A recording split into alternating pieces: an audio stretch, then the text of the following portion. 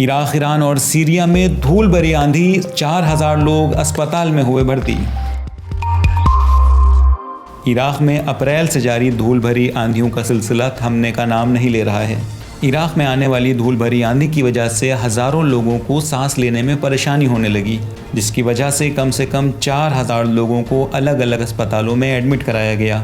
Iraq की सड़कों पर नारंगी रंग की धुंध छाने वाली वीडियो और तस्वीरें ऑनलाइन सामने आई हैं।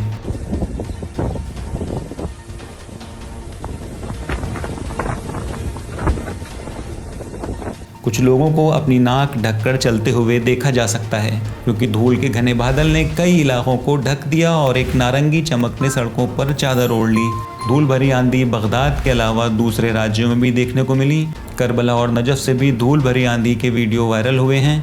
इराक के स्वास्थ्य मंत्रालय के प्रवक्ता सैफ अल बद्र ने मंगलवार को बताया है कि धूल भरी आंधी के वजह से बहुत से लोगों को सांस लेने में दिक्कत होने लगी थी। इराक की राजधानी बगदाद सहित वहां के 7 प्रांतों में आंधी की वजह से छुट्टी का ऐलान कर दिया गया है। भारी रेतीले तूफान ने उड़ानों को स्थगित करने और स्कूलों और ऑफिस को बंद करने के लिए मजबूर किया। अल मॉनिटर के अनुसार सोमवार को इराक की राजधानी बगदाद में धूल भरी आंधी आई, जो वहां के कई शहरों में फैल गई। इस आंधी की वजह से घरों की छतों और गाड़ियों पर धूल की परत बैठ गई।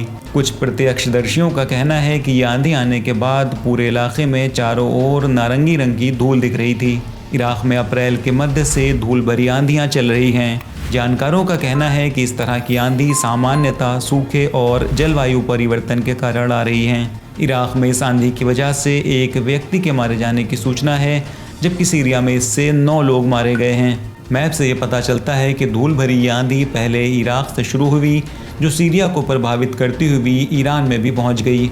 सबसे अधिक जानी नुकसान सीरिया को हुआ, जहां पर इस आंधी की वजह से 9 लोगों की जान चली गई।